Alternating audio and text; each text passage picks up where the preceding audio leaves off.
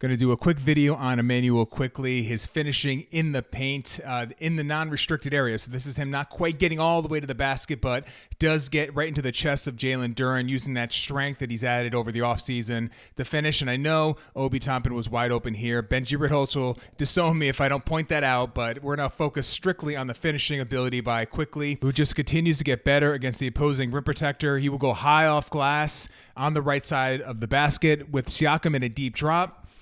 Quickley gets downhill and then kind of weaves his way to the right side to give himself a little bit of space and finishing high off glass. And then here, Vucevic actually plays this one really well. I mean, Quickley just makes a really tough shot. Now, he's not going to draw a lot of fouls. I don't think he's seeking out contact here that often, but this is just another way for him to finish around the bigs, around those rim protectors, which he didn't really have his first couple of seasons. Another finish over Jared Allen, one of the better shot blockers in the NBA. And this one kept popping up over and over again. When he's on the right side of the court and he's going left and he gets into the middle, he's just going to continue drifting to the left. And I think that just allows him to free up a little more space to get that floater off. So again, right side of the court, he's going left, gets in the center, and then he just keeps drifting to his left, and he still has the touch and the finesse and the craft to be able to make some of these shots. Again, hard dribble left, floater, just elite. I mean, that is just another versatile move in that floater range. And then driving left in general. He's not driving left to get all the way to the basket. Remember, this is not the restricted area. This is the paint,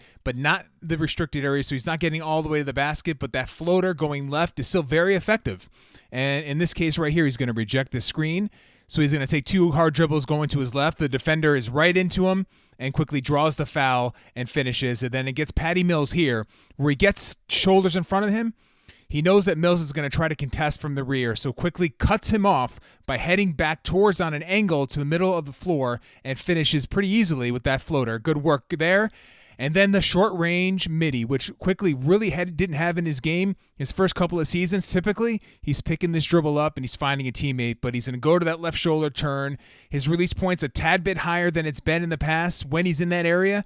It's just another aspect to his game that's going to make him more versatile. Again, going baseline against a tough defender, finishing, and then the offhand discard. Maybe this is the strength coming in or that craft, but just using that offhand to clear some space. Here, Hernan Gomez is right in on him and quickly just a little bit of jab to his midsection, clearing some space and finishing.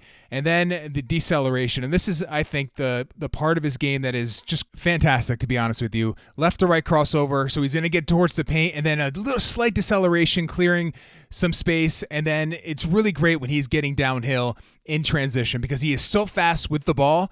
And then that deceleration will throw the defender off. He draws a ton of fouls with these plays. And when the defender is right up on him like LeVert is, and then decelerates and is able to remove the shot block from the equation, and then getting downhill against the Celtics with a ton of speed, decelerates in the middle of the lane, and that causes the foul. And then he has that craft and touch to be able to finish. And then attacking closeouts, where Quickley is so good because teams are going to close on him hard. Even when he's not making shots, his gravity is elite.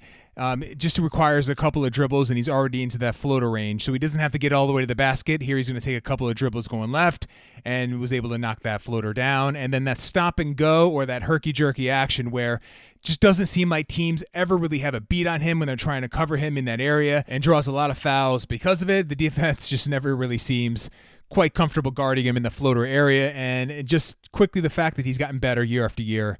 That linear progression is certainly impressive, and it's been really, really fun to watch.